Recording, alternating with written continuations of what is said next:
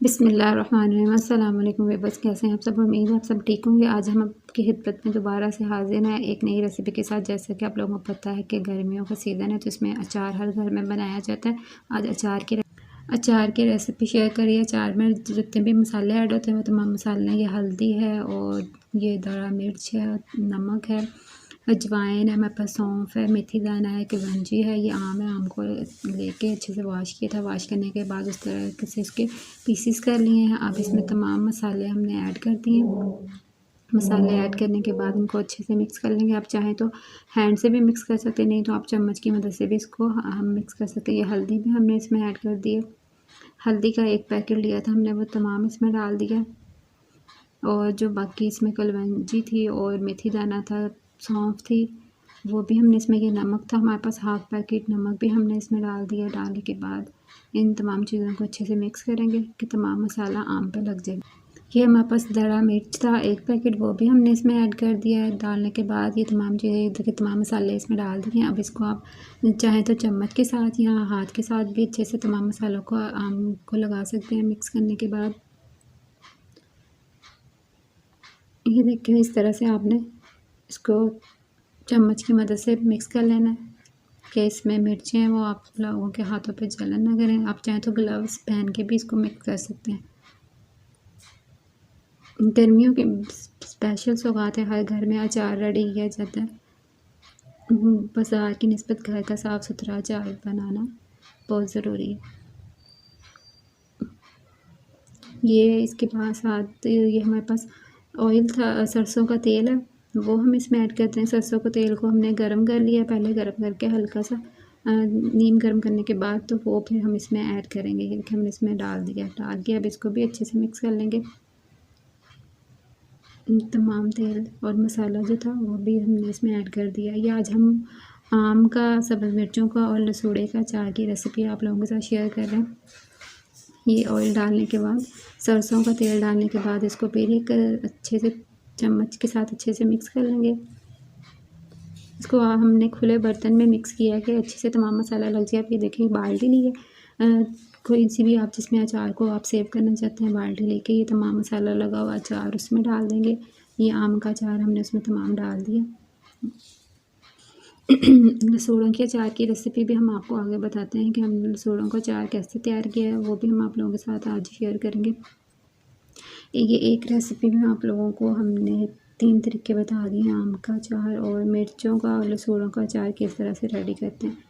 ये तमाम मसाला लगा हुआ अचार के जो पीसेस थे वो इस बाल्टी में डाल दिए। देखिए हाथ की मदद से अच्छे से मिक्स कर दें इसको। और ये सब्ज़ मिर्चों का अचार है, सब्ज़ मिर्चें ली हैं। ये हमारे पास हल्दी है, नमक है और तमाम मसाले जो थे अचार के उनको हमने ग्राइंड कर लिया था। ग्राइंड करने के बाद सब्ज़ मिर्चों को 2 हिस्सों में डिवाइड कर लिया था और ये मसाला इसके अंदर फिल कर दिया। अच्छे से फिल करने के बाद इसको थोड़ी देर के लिए छोड़ देंगे कि मिर्चों का जो पानी है वो सेपरेट हो जाए। उसके बाद फिर इसको भी हम सरसों के तेल में ऐड कर देंगे। तमाम मिर्चों में हम मसाला ये भर लेंगे जो हमने अचार का मसाला रेडी किया हुआ।